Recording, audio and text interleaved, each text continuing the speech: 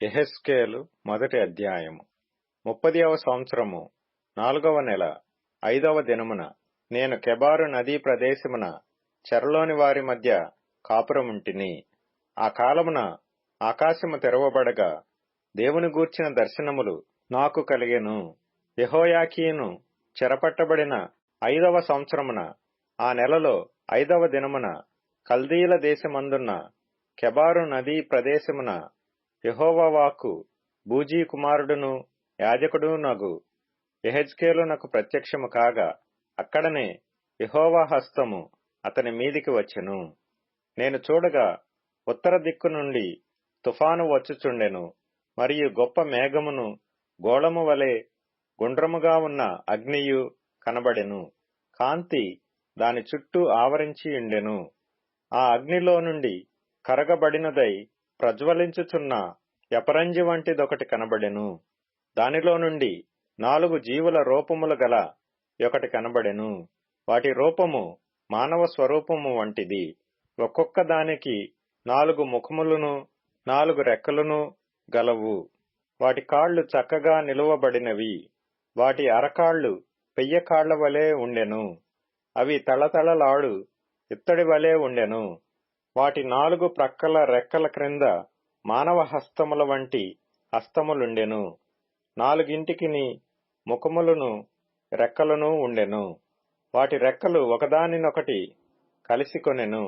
ఏ వైపునకైనను తిరుగక అవన్నీయు చక్కగా నెదుటకి పోవుచుండెను. ఆ 4గింటి ఎదుటి ముఖ రూపములు మానవ ముఖము వంటివి. కుడి పార్శ్వపు రూపములు సింహపు ముఖము వంటివి. ఎడమ పార్శ్వపు ముఖములు ఎద్దు ముఖము వంటివి. 4గింటికి పక్షిరాజు ముఖము వంటి ముఖములు కలవు. వాటి ముఖములను రెక్కలను వేరువేరుగా ఉండెను. ఒక్కొక్క జీవి రెక్కలలో ఒక రెక్క రెండవ జతలో ఒక దానితో కలిసియుండెను. ఒక్కొక్క జత రెక్కలు వాటి దేహములను కప్పెను. అవన్నీయు చక్కగా ఎదుటికి పోవుచుండెను. అవి వెనుకకు తిరగక ఆత్మ ఏ వైపునకు పోవుచుండునో ఆ వైపునకే పోవుచుండెను. ఆ జీవుల రూపములు మండుచున్న నిప్పులతోనూ దివిటీలతోనూ సమానములు. ఆ అగ్ని జీవుల మధ్యను ఇటు అటు వ్యాపించెను. ఆ అగ్ని అతి కాంతిగా ఉండెను. అగ్నిలో నుండి మెరుపు బయలుదేరుచుండెను. మెరుపు తీగలు కనబడు రీతిగా జీవులు అటూ ఇటూ తిరుగుచుండెను.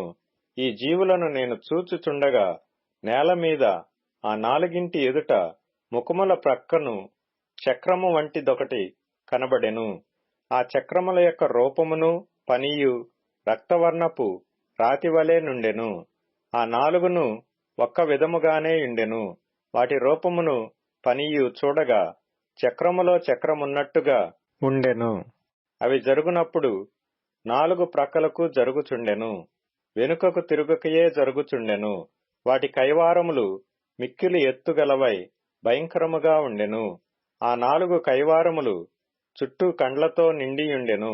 ఆ జీవులు కదలగా ఆ చక్రములను వాటి ప్రక్కను జరిగెను. అవి నేల నుండి లేచినప్పుడు చక్రములు కూడా లేచెను. అవి ఆత్మ ఎక్కడికి పోవునో అక్కడికే, అది పోవలసిన వైపునకే అవియు పోవుచుండెను. జీవికున్న ఆత్మ చక్రములకునూ ఉండెను. గనుక అవి లేవగానే చక్రములను లేచుచుండెను. జీవికున్న ఆత్మ చక్రములకునూ ఉండెను. గనుక జీవులు జరుగుగా చక్రములను జరుగుచుండెను. అవి నిలువగా ఇవియూ నిలిచెను. అవి నేల నుండి లేవగా ఇవియూ వాటితో కూడా లేచెను. మరియు జీవుల తలలపైన ఆకాశ మండలము వంటి విశాలతయున్నట్టుండెను. అది తళతళలాడు స్ఫటికముతో సమానమై వాటి తలలకు పైగా వ్యాపించియుండెను. ఆ మండలము వంటి దాని క్రింది జీవుల రెక్కలలో 2 ఒకదాని ప్రక్క ఒకటి పైకి చాపబడియుండెను. 2 వాటి దేహములు కప్పుచుండెను. ఈ తట్టుననున్న జీవులకును ఆ తట్టుననున్న జీవులకును అనగా ప్రతి జీవికిని అలాగున రెక్కలుండెను. అవి జరుగుగా నేను వాటి రెక్కల చప్పుడు వింటిని. అది విస్తారమైన ఉదకముల ఘోష వలెను సర్వశక్తుడగు దేవుని స్వరము వలెను దండువారు చేయు ధ్వని వలెను ఉండెను. అవి నిలుచున్నప్పుడెల్లా తమ రెక్కలను వాల్చుకొనుచుండెను. అవి నిలిచి రెక్కలను వాల్చునప్పుడు వాటి తలలకు పైగానున్న ఆకాశ మండలము వంటి దానిలో నుండి శబ్దము పుట్టెను.